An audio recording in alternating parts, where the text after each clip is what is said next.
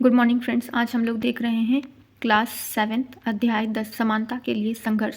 ये समानता जो शब्द है सभी के लिए समान संदर्भों में, समान लोगों के लिए, समान परिदृश्य में जो है लोगों के लिए पहुंच में नहीं था ये हमेशा से। तो उसी के संदर्भ में जो है पूरी कहानी हमने इस बुक में देखी है कि किस तरह से मिलानी जो है वो घर के काम करने के बाद भी जो है उनको अवमूल्यित किया जाता है।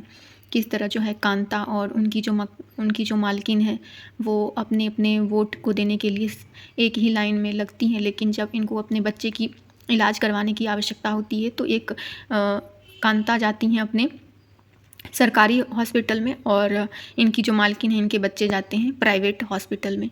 तो इसके बाद फिर हमने देखा है जूठन, ये वाल्मीकि जी की जो कहानी है, इसमें उन्होंने बताया कि किस प्रकार जो है इनको प्रताड़ित किया जाता था, इनसे किस प्रकार के काम करवाए जाते थे।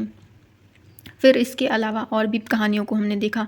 रोजा पार्क्स जो एक महिला थी, उन्होंने किस प्रकार जो संघर्ष किया और एक सफ़रेज मूवमेंट की जो बात चलाई ताकि सभी महिलाओं को समान अधिकार मिल पाए। उसी के संदर्भ में जो है हम कुछ तथ्यों को देखेंगे। समानता की जो अवधारणा है वो ऐकिक नहीं है, बल्कि यह कई भी बिंदुओं से मिलकर बनती है, जिसके बहुत से आयाम होते हैं, जैसे सामाजिक है, आर्थिक है और इसके अतिरिक्त जो है राजनैतिक भी है। तो ये बहुआयामी है। अगला है, अगर हम समानता के अभिप्राय देखेंगे तो वैसे तो हम पहले देख चुके हैं, लेकिन फिर भी इनमें देखते हैं कि ऐसी परिस्थिति के अस्तित्व से इसका आकलन किया जाता है जिसके कारण सभी व्यक्ति को अपने विकास के लिए समान अवसर हो, मतलब कि अवसर जो हो सबको समान मिले। इसके अतिरिक्त इनके द्वारा व्यक्तित्व के विकास के मार्ग को अवरुद्ध करने वाली बाधा और सामाजिक आर्थिक विषमता को दूर किया जा सके, ताकि जो है सब तक पहुंच बराबर से मिल पाए। ठीक है। अगर इसके हम दूसरे दृष्टिकोण को देखते हैं तो जो राज्य के संदर्भ में आता है कि राज्य सुविधाओं और अधिकारों के वितरण में किसी भी व्यक्ति या वर्ग विशेष के साथ पक्षपात ना करे। इसका अर्थ है कि विशेषाधिकारों का जो है अभाव होना चाहिए ताकि समान लोगों में समान पहुंच से समानता सभी को मिल पाए।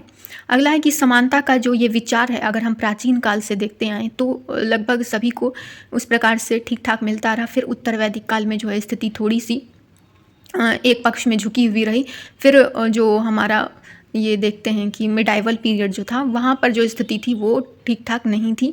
और उसके बाद अगर हम आधुनिक काल में देखते हैं तो बहुत से हमारे देश के जो लोग थे वो समानता के लिए अंग्रेज़ों से दो चार किए।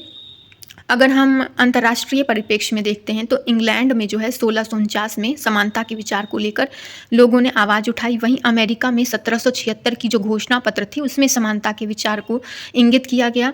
वहीं अगर हम फ्रांस में देखें तो 1789 की जो क्रांति थी उसमें भी ये जो है समानता के विचार की पुष्टि की गई।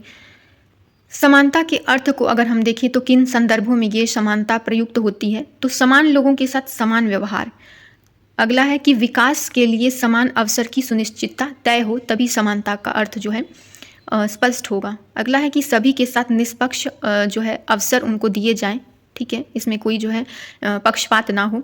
फिर अगर हम देखें कि हमारे अनुच्छेद 15 के अंतर्गत जो बात कही गई है उसी को यहाँ पे दोहराया गया है कि जाति, धर्म, रंग, वंश, लिंग, नस्ल और राष्ट्रीयता के आधार पर भेदभाव ना हो।